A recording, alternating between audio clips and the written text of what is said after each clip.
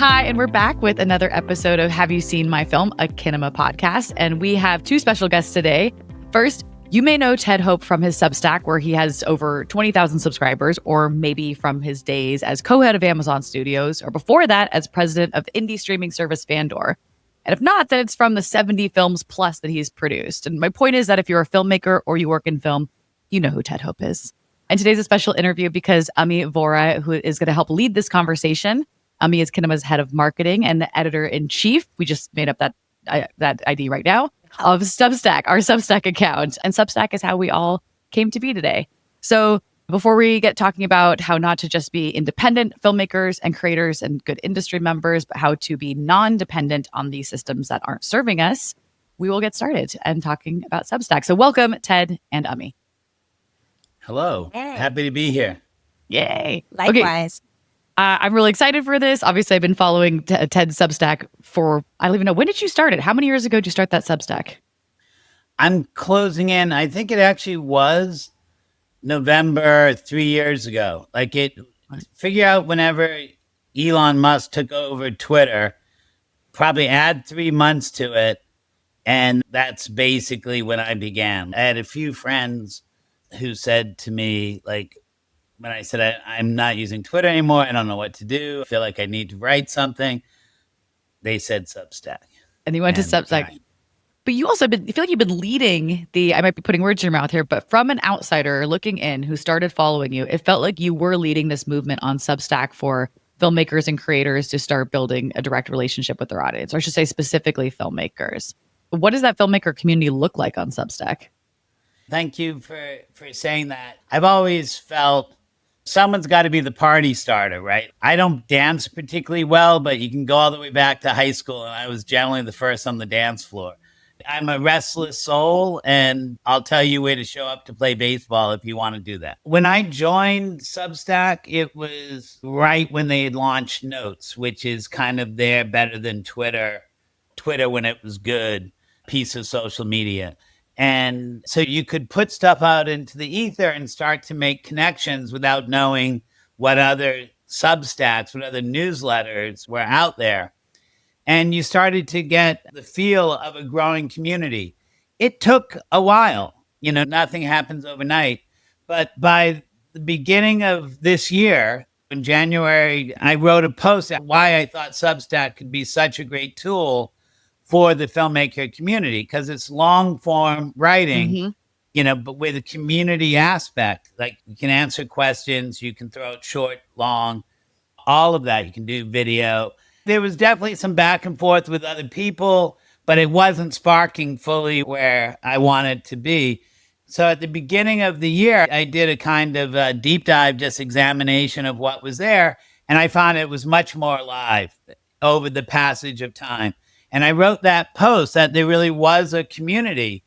That was January 29th, I believe. And that's, I think, according to the Stack, my most popular post, and Oh, wow. You saw it was in the comments of that. And I'm sorry, I don't remember the gentleman's name, that somebody had suggested Filmstack, like Film Twitter and all that. Oh, right, like Film Talk, Film Twitter. Yeah. And I embrace that. I did find it and credit it, even if I can't remember the person's name.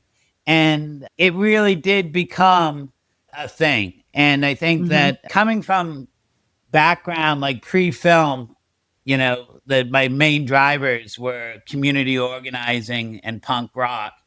Bring people to a meeting and make sure they leave with something they can do, community organizing piece, and the kind of punk rock attitude of just stand up and scream. You don't have to sing well, both. And the counterculture element. The industry, excuse me, Christie? Yeah, and the counterculture element. I feel like you bring in like an element of counterculture to whatever the institutions are doing. Like, that's what's right for the institutions, what's right for the artists. That's the punk rock attitude you bring to film. But also, I would give yourself some credit for the community aspect. Community doesn't just happen overnight. Community takes fostering. It takes communication. It takes abiding by almost an unspoken set of rules or social rules in that environment and kind of nurturing those. I feel like, and I mean, this is where I want you to jump in on some of this, like how you guys connected on Substack. Well, I'll tell you, I had been obviously following Ted for a very long time.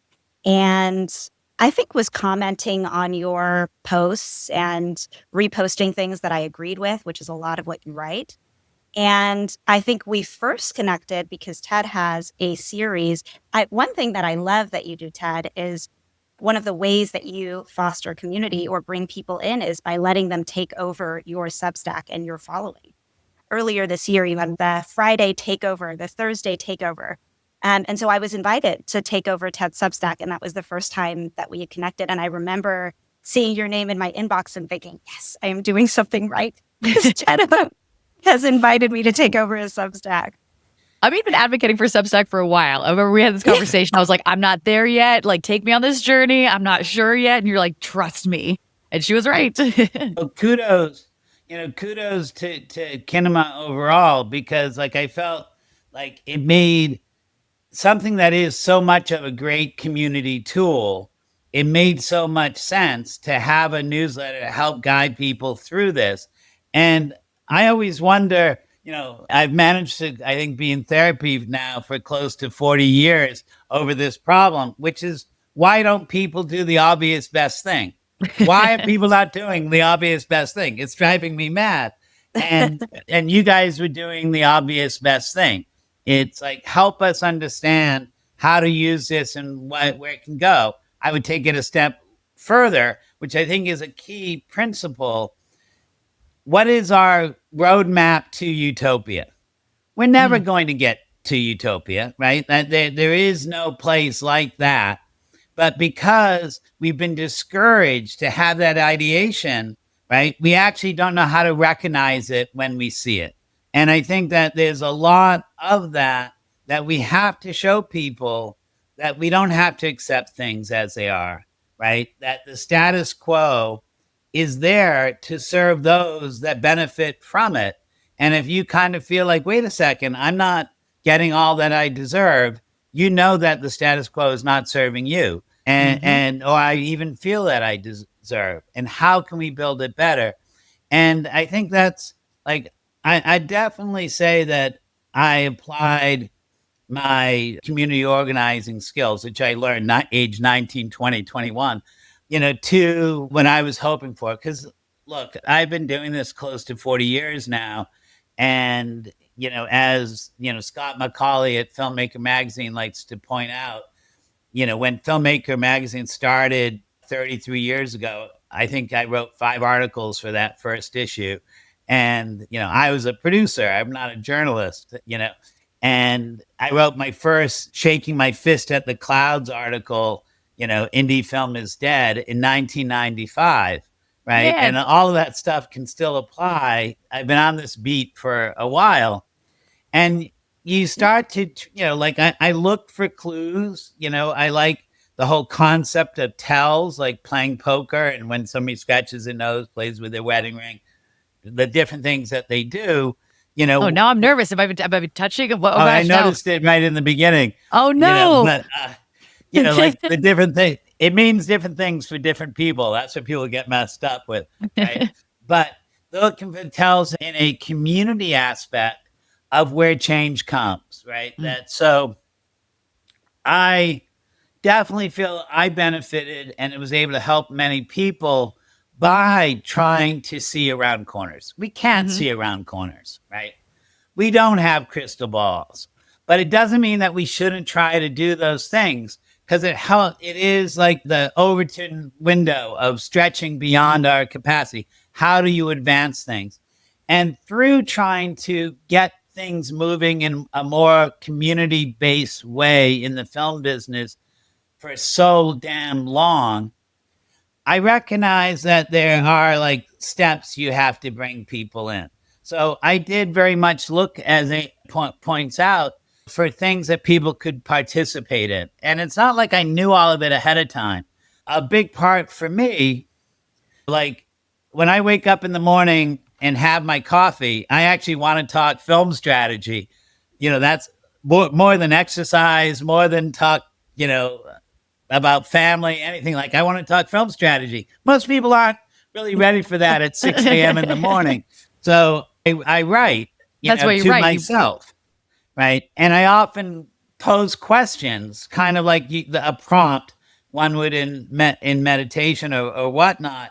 And, so the prompt of what would you do if you ran a studio, which was the first Film Stack Challenge of the Month thing that I put out there, I was doing as much for myself as I was for other people. Like, I like the group learning aspect that social media platforms can provide, although it generally has a short run.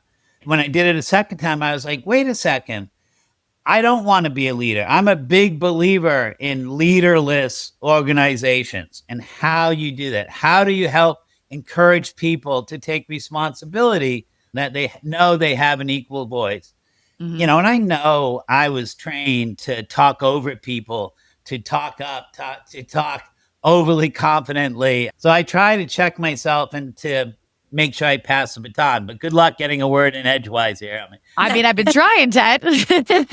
But also, like, you have a lot to say, and I think there's a lot we should be listening to. So I'd hate to interrupt. But I think you spoke to a couple of things. One, we must recognize patterns at this point. I think anyone who's been in the industry even for 10 years, let alone 40 years, can start to see trends. If you're writing that article in 1995, it's been written 5 times since. And so I think, to me, what you're doing is, yes, you're sharing kind of the strategy thoughts coming out of your head every morning, but they're coming from the decades of experience of seeing some of these trends and patterns. And so how is that, as you're kind of building the map to utopia, is that where you came up with the concept of non-dependent? Like, tell me a little bit about the concept of NonDē? Non-D? How do you say it? Non-D. Non-D. But that would be like non-dependent. Oh, I guess I said it right then. Okay. Well, it's supposed to be like a play on indie a little bit, right? But I guess I'm saying non-dependent. It doesn't quite have the ring. So tell me about NonDē. Well, first, I very much like what you raised, because I think it's important about trying to recognize patterns, right? And that was a big thing of my time at Amazon, particularly beginning to some degree, occasionally big data sets and all that, is how do you develop pattern recognition? And so much of the creative process requires us to make the right choice with not enough time, right? And so how do you develop the ability to be that decisive along the way? When I first started writing my newsletter, I thought it was really going to be about creative practice, because I had for 2 years taught a class in how to develop a creative practice for all the cultural industries that was generative and sustainable. Like, I was teaching industrial designers, at the master's level and so on. And I found that really interesting, because a big part of it was looking for how to develop pattern recognition for the things you love, right? So, of course, that required me to reflect back on a regular basis along the way. I owe my entire career, to a large degree, to the Sundance Film Festival, right? That it aligned perfectly with my career, and it gave people the ability to recognize what we were all doing. What do you mean you owe to Sundance? At the very beginning, right? So I had already started making independent films. There was a community in New York City, and I had the idea, as other people did, of, not building, like, most of the producer companies were dedicated to a single director, right? Mm-hmm. And you could already see from the start that a big part of somebody's success was the cadence of release. Like, you had to keep showing up with new films to bring into the marketplace. And the truth is, we can't do that on our own. It requires teamwork, right?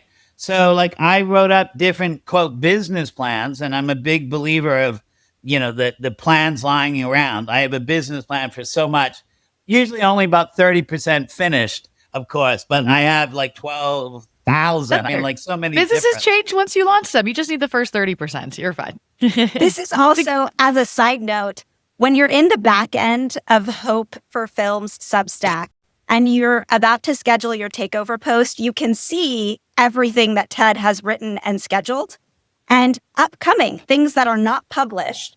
There are at least, at the time, there were at least 30 to 40 posts that were ready to go. Whoa. Some were scheduled. It is almost a year's worth of content already there. And maybe only 30% is viable, as you're saying, but it's still, to your point, you're quite prolific. Oh, yeah. I have more drafts than I have posts on Hope for Film, which is I've already done like 650 or something. I have like 700 drafts. Now, some of those drafts are sentences that I just seize on. It's like, oh, I'm going to deposit that there. And 100% I forget about it. But occasionally I will come back and, bring it around. When I'm captured by the urge, I'll write that opening paragraph, right? Yeah. And hope that it will spur me on. Generally, I write it all offline, but it's all there. And it's curious, because I've taken what we did in the monthly challenges and the daily challenges and launched Filmstack Daily Digest to kind of cover what the community was writing and bring on guest curators to help with that and use it to try to raise money for a emergency filmmaker crisis fund, right? So that's what the paying subscription, it's all free, but if you pay, that's what it goes into. Once we raise 5,000, we're a little over 20% there right now. And we'll get there, and then we'll be able to deploy that. But what's interesting for the other people, that they get to see my generative ways, and we've already posted probably like 30 or 40 posts on Filmstack Daily Digest, and everyone was like, we're not going to be able to do it daily. We shouldn't call it Daily Digest. Oh, yeah, we can do it daily. And it's happening. And already there are more drafts than there are posts. Again on that, so you start to see that. Go back to those production companies, because I'm very curious. You're saying there are these production companies. You had a lot of ideas. You were a director that worked with one or a few. You had to show up with a lot of ideas. Then what? Well, what happened? It was the alignment of Sundance. So what happened was recognizing needing to do the cadence, just like that movie, The Producers. I pitched my idea to a couple people, and I had the good fortune of having two good people say yes at the same time. So all of a sudden I, had a bidding war, either given away my share of the company. So that was good machine. And both James Seamus, who became my business partner for that decade, and Larry Meistrick, who went out to launch the Shooting Gallery, which was very much the contemporary of Good Machine and Killer Films at that period of time, also came aboard. And those very first films we made, which were short films, have both James and Larry's name as well as mine as producers on it. But ultimately, James was able to raise money faster than Larry was, and I had to make a decision. And so the first Ted Hope, James Seamus, Good Machine film was a short film by this up-and-coming director named Claire Denis. Just what great luck that was how it all went down. And it starred an unknown actor named Vinnie Gallo. It was nice to be in the place where things were happening along the way. But after we made our first film, which we shot like in the December of 89, I think it was, both James and I had movies, one that he executive produced, one that I line produced, get into the United States Film Festival, which decided then to change its name to Sundance. And James is like super smart, and like we talked about it, and he convinced me that I won because I didn't want to go to Park City where it was cold, and like, why would I want to go to a film festival to support my movie? I'd much rather stay home in the office and do the accounting, which is what I chose to do. Right? And the film that James EP'd, which was good, that he was the one that went, because the film that he EP'd was the film that Christine Vachon produced for Todd Haynes called Poison, and it won the grand prize. The film that I produced was Hal Hartley's Trust, and it won the screenwriting prize. But like, that gives you a sense of how everything was happening at that time. Right. And then, while I was in my office that time at 8:00 at night, right, my girlfriend had left me. So all I wanted to do was work.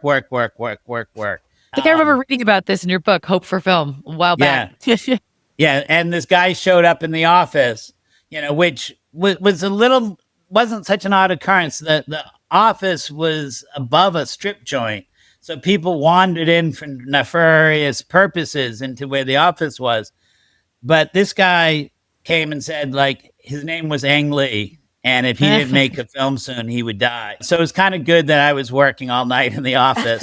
Is that how The Wedding Banquet came to be? Yeah, he had written 2 scripts, and he'd been tipped that one of his scripts did really well in this contest in Taiwan, and that he would get money to help finance it. It was probably 150 grand, maybe 300,000. And he'd been told I was the no budget king. You may not want to be known as the no budget king, but they got to know you by something if they're going to find you. So he had to find the no budget king, and he found me, and he left both scripts with me. And the next day he called and he said, yeah, I won. I was like, great. And he said, and I won second prize too. Oh my God. So he got first and second prize, 300 and 150 for The Wedding Banquet and Pushing Hands. And we made the movie Pushing Hands first before Wedding Banquet. Wedding Banquet was a bigger movie, so. I just saw the remake. I just saw the updated version and loved it. What's happened since? So independent distribution then meant you funded it outside of the traditional system. And so what is NonDē now? Well, indie, you have to recognize that indie had a pretty elaborate ecosystem, right? I like to think we got some Gen Z listeners here. So for the younger filmmakers, the newer filmmakers, what did that elaborate system look like so we can kind of compare it to what we have today? The easiest way to look at it is that you knew you had a journey of 200 doors. You didn't need anyone to say yes anytime fat soon, right? You could keep going and banging on doors.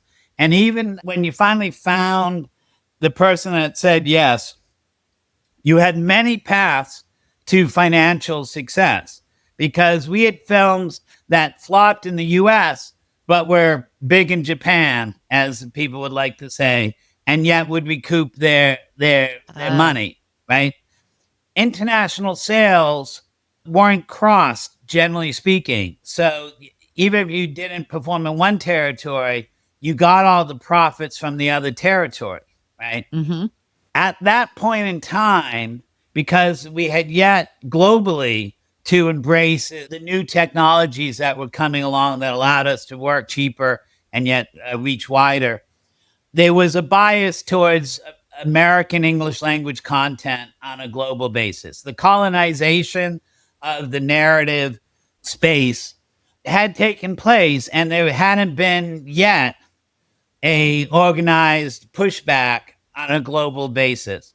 So there was an initial problem of limited supply, but the international territories were much more attuned to personal cinema, right? Humanist cinema, right? They had traditions of that because they couldn't lean into stunts and special effects because of economy. And their audiences were much warmer to films that told true stories, with bold aesthetic approaches. So our films from the American independent side could travel, right?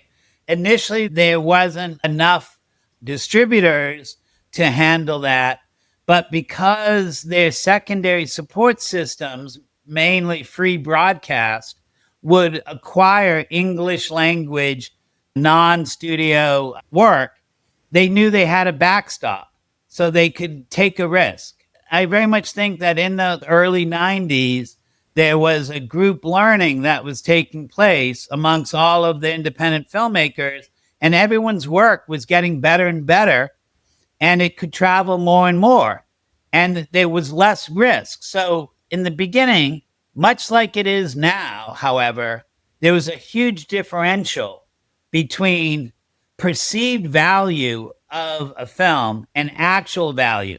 They were underpaying significantly for the work. And until enough work was made that was clearly successful, and the indie world at the time showed the backbone to stand up, we had to sue many companies to collect what was rightfully ours because everyone saw us as like, oh, they're just a couple of young punks who will be out of business in another year or two. Fuck them. We're not going to pay them what they owe. And until we sued, and literally, like people said to us, distributors who are still alive to this day, said to us things like, well, when you make a flop, I don't ask you to give me the money back. So when you have a hit, why should I give you the money? Why should you have the right to ask me for the money you're owed by the terms of our agreement? I've told this story a lot, but it's a case in point to what the industry is like and what the industry still is like today, but in different ways. Is that Hollywood accounting that everyone likes to reference? No, it's worse than that because it's even more blatant. You know, that like we definitely had films that paid out profits to everybody, but we had to go collect them. And like Ang Lee's The Wedding Banquet, which, you know, we sold ourselves because no one believed in it. We couldn't get a sales agent on the film because they said it wasn't sellable because it was gay, because it was in Chinese, and because it felt like a film from the 40s. But all of the buyers, when you ask them why they liked it, they said because it's gay, because it's in Chinese, and it feels like a film from the 40s. However, we were ignorant when we sold it. And so in that very first sale we did, I said, we're only licensing it for 6 years. James is kicking me under the table. Like, what the fuck are you saying? And the guy paused, and then he said yes, right? Hit to a 6-year license. So then I'd learned through other things I did, you can then say, oh, when we sold to Australia an hour ago, we did it on a 6-year license, and we're only doing it on a 6-year license. Now, they all did that, but they all turned around and sold the film to their local broadcaster on a 15-year license, right? Not a 6. They had no right to sell 15, but they believed we wouldn't exist 6 years later, so who cared, right? It meant when we realized that what that happened, we had to sue companies again, but they all had to pay us double because now they had to deliver it, and we just charged them, they got 3 years free, but they had to pay the same for the second term as they did for the first term. And it was like, that's excellent. Wow. And that whole experience was when I embraced the idea that art, artists, audiences move faster than the business or the markets, right? And we're trained, like from school, to believe that the market is all powerful, right? That it's more likely for the world to end than capitalism to end, right? That there's this way of doing it, that standard industry procedure. And that's it. Those are lies. Those are all blatant lies. And you start to see how, yes, the system you are in determines the work more than anything else that gets made, and certainly what gets sold, right? Yeah. But it doesn't mean you can't change that. And when I looked at, I've been so fortunate and privileged in my professional life in particular, but in many ways. And, so when Amazon found me and I got the job, I had great hopes of what streaming could do. I had already, done Fandor, and I thought there was a super great potential. And Amazon, when I had said in the beginning, I'm only doing it if we're dedicated to a theatrical first model. And they had already decided they were dedicated to a theatrical first model. It wasn't to be forever, but it was for a bit. Yeah. Even their opening Amazon logo was a cinema. Did they purchased a cinema? There was, and maybe will be again, a strong commitment to theaters, at least at the beginning. What was the first big release you did with Amazon? Spike Lee's Chirac. Okay. Which was really powerful in terms of bringing new subscribers to the platform. It later proved to also have a lot of churn because we didn't have any additional content.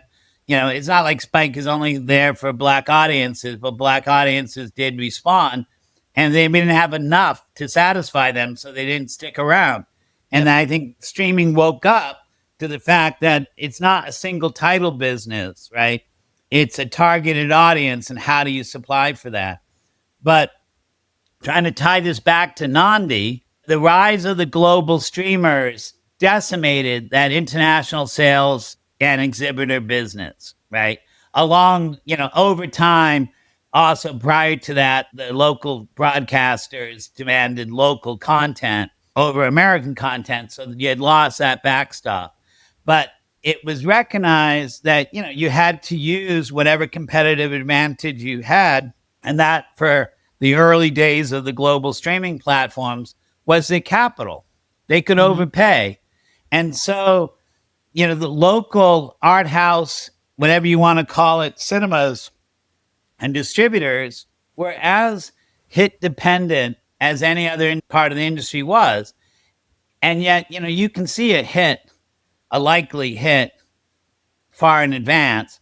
And so a company like Amazon or Netflix or Apple, Disney can overpay to get that title that might attract new users. In the festival market, they would go out, they'd check it out the festivals, they know the hits, then they could pay way more than anyone else. They could sweep in and pay $10 million for a documentary.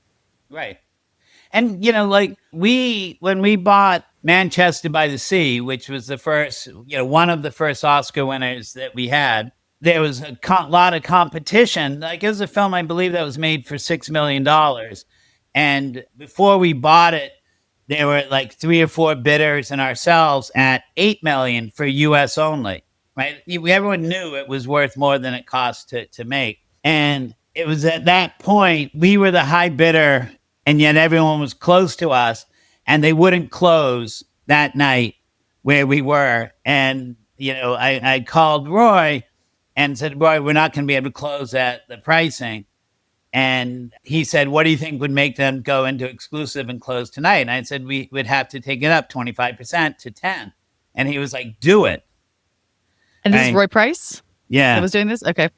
And Roy has a great Substack called Price Point, where he talks at a high level about stuff. And we got the film. We were able to go into exclusives. That film did over 40 million at the box office, won multiple Oscars. Mm-hmm. And yet even years later, even after Roy was gone, I was called in at one point to question, did we overpay for that film? What? But the return was at least 4X. Like, what multiple of return would they want? Yeah. Like, what?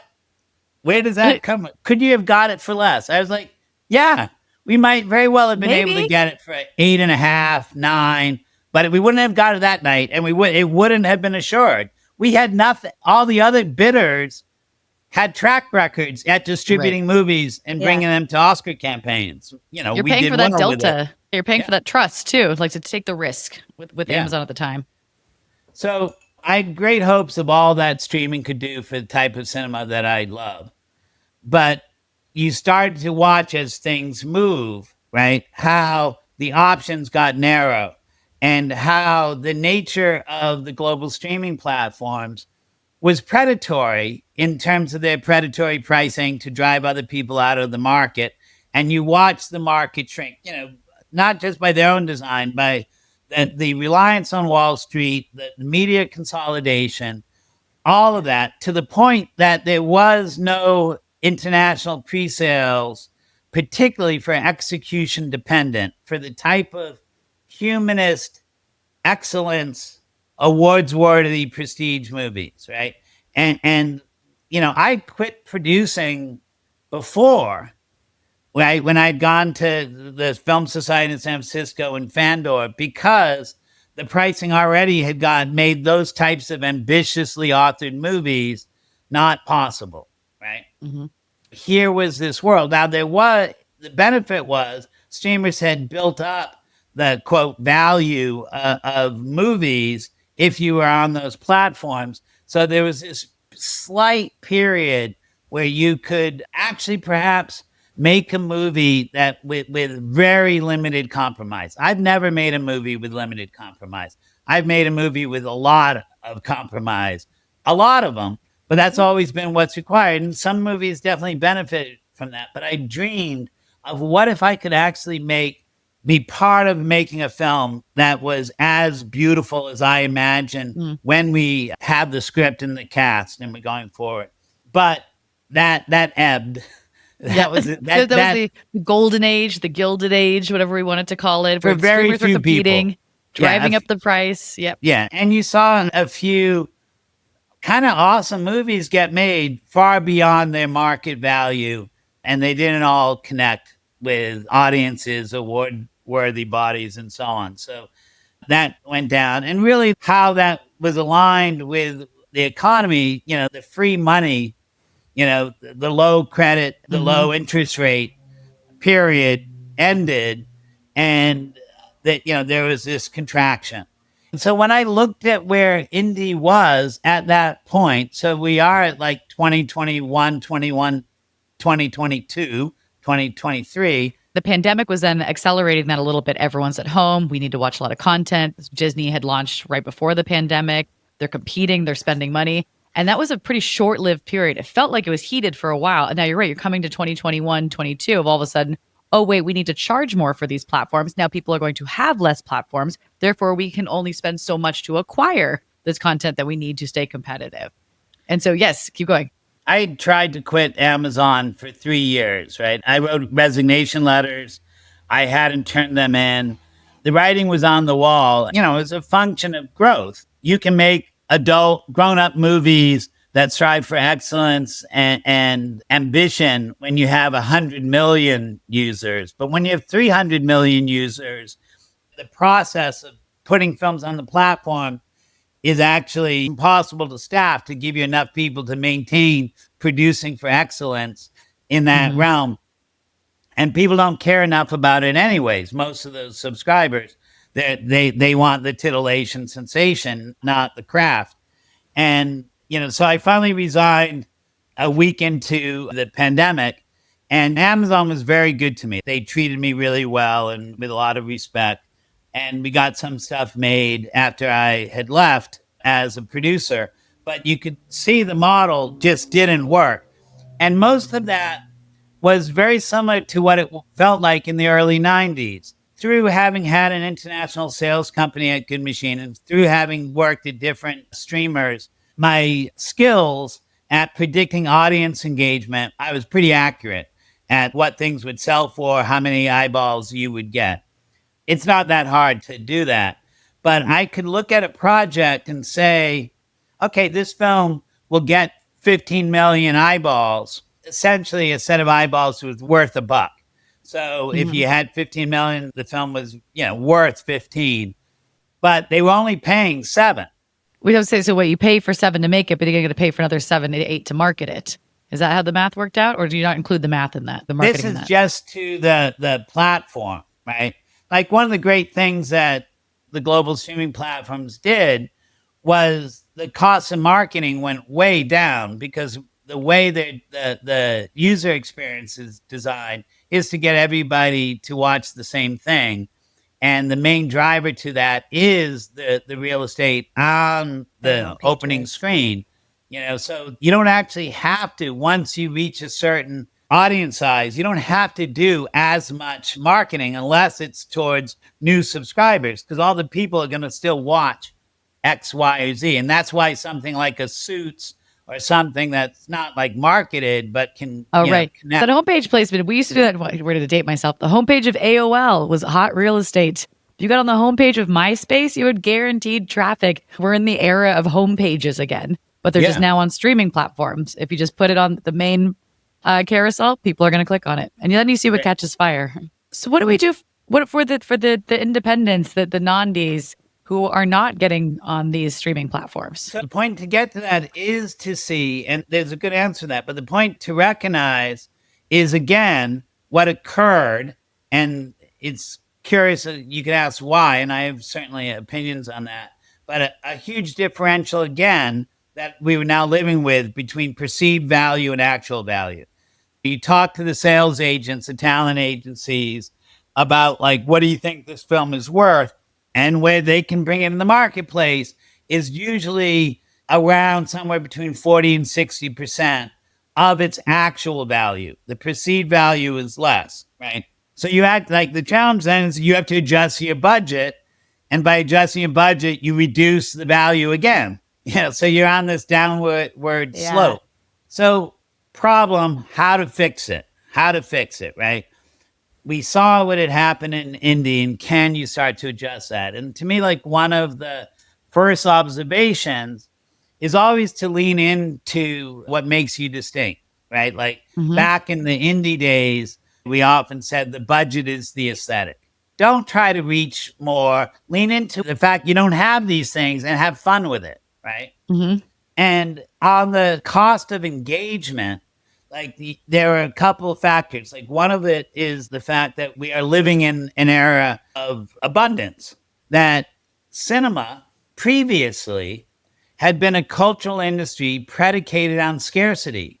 There was limited supply and there was limited options of how you choose to use your leisure time, right? So limited movies, limited options, go to the movies. You saw what was supplied along the way. Now we had this huge ballooning, peak content, tons of stuff. And movies had lost their primacy, right? Gaming, social media, real life, particularly after the pandemic. We wanted to get back to those things. Meanwhile, instead of just relying on the strength of their platforms and the proven ability to drive engagement around certain titles to dominate further, generally speaking, and the path to marketing the top titles to everyone led to an approach of media saturation, right? Flood the zone. Who cares what it is? Drown out all of the competition, right? So we witnessed, like in this period, that we used to set up movies. We used to launch films. You sold a film at Sundance, it was coming out in August because it took 6 months or more to properly set it up, to do all the different legacy media, to trigger all the stuff that needed to happen along the way. We no longer launch films, we drop them, right? The vernacular explains it all, right? Yeah. We're down to often a limited 6 weeks period to set up a film, right? And the answer is to yell louder. Just keep making it louder and louder. Drown everything else out. But when they, go high, we go low, or whatever the phrase, the Michelle Obama phrase, they go high, we go low. So wait, could give me a comparison. So we're saying make it louder. Is that like a Wicked release? Like that's what making it loud is? And so, because it's all consuming in all mediums. And then like an independent, you go, what does going lower look like if that's the comparison? Low equals slow. Oh, talk about Invisible Nation. You guys are a great example of this. And all of this is also leaning to the NonDē of it all, right? And you start to see that we were all driven to the transactional moment, right? Whether it's a transactional moment of your film sale at a festival or the transactional moment where someone buys a ticket or subscribes to a streaming moment. And so if you've recognized that being in the system and allowing the system to dictate my choices doesn't give me the life that I want, doesn't support my values, the things that I care, right? You start to say, well, what would it be different? If you've been practicing your utopian ideation, your roadmap to utopia, you already know what that starts to look like, right? And you start to see tactical maneuvers that you can do and that have been done before. You have trained your pattern recognition to pick up the best recommended practices from the history of cinema and how they can apply to this moment we're living in, right? Since you've revealed that you go all the way back to the AOL and MySpace era, it used to be that people said, oh, you need 12. Wait, no, you need 17. No, wait, you need 22 impressions to convert somebody into action and a transaction, right? Yeah, used to be 7. Now it's like 1 billion. But so be it. They've got other stuff to do. They have to take care of their family. They have to go to church. They have to watch sports. They have to do their swiping on Tinder. They have to do all the different things they want to do. Let them. And if I can just keep my rhythm, going. That's why you need the length of time. Exactly. Yep. Eventually, you have to go back, instead of a cultural economy based on abundance, work on scarcity, work on FOMO, put up a velvet rope. Don't make it available, right? Like people say, why? Like you're doing a film of impact. Why isn't it on YouTube right now? Because you won't care if it's on YouTube, right? Until you've loved and lost, you won't actually recognize what you once had, right? And so we have to lean into those attributes, right? And so that was when it was like, wait a second, just slow it the fuck down. Slow it the fuck down. And what you start to see, like in everything, and you see it in other practices and other recommendations, but by slowing things down, you allow opportunity to blossom. You actually allow the folks who actually care a lot, but they have life to deal with, to enter the equation in a different way.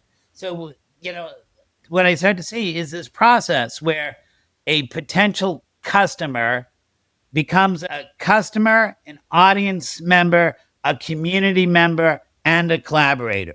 If you give them the time, and it's not for everybody, but certain people have really, when it came to our Film Invisible Nation, been so instrumental in the success along the way. And they started it as audience members, right?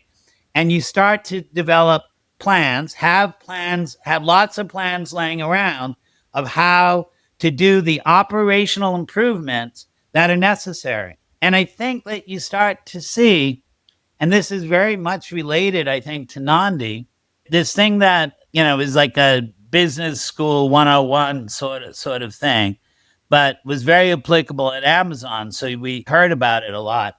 In any closed ecosystem where the customer or the dominant capital or dominant power believes it's good enough, you won't apply the necessary investment to the operational improvements to the product or the process because everyone thinks it's good enough, right?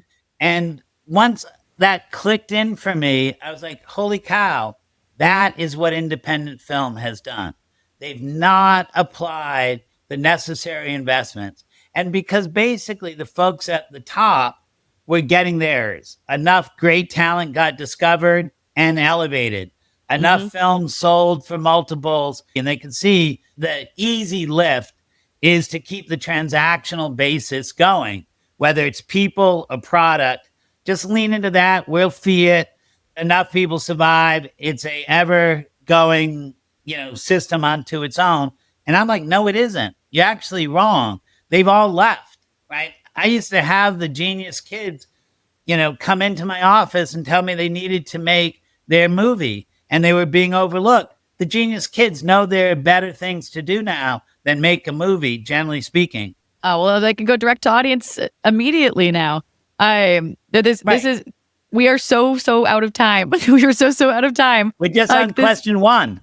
I know this is why you have a Substack, because there's only so much we could get to. Like talking, I mean, again, this is why you have a book. So why we could talk to you for hours. You took us on a journey of like what's the tools you're using right now, but we went back to the 90s to understand what it used to be, how it's changed, and what filmmakers should be doing now. And it's not as simple. We talked about, could you give us 3 things filmmakers can do? And I'm not always sure there are 3 quick things. What they can do is dive into the community that you've helped build to participate in it. Because if anyone takes away anything from this, it's be an active member of the NonDē community, because it's not going to be built by a single release. It's not going to be built by a single filmmaker, though Ted is doing a very good job at it. How do we better support this community and being, as you said, the audience members, as well as the creators and the consumers and the co-creators and all of this? So before we depart, any lasting words of wisdom? I mean, you have to keep it to under 3 sentences.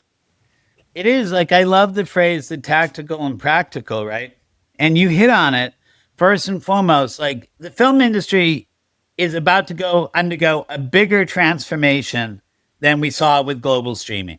And we are so not prepared for it, right? And that's the disintermediation that is coming. And the number one thing you can do is audience build, right? 100% build and collect that. And that's a long-term process. And the key piece of that, though, is not looking at it as audience, but how you transition folks to community, right? How do you, because you're going to go a lot farther together than you are on your own, right? So audience build, community build. And then I think it's really the question, frankly, Mondani got it right when he said our city is not for sale. Here, I would say our hearts and minds are not for sale, right?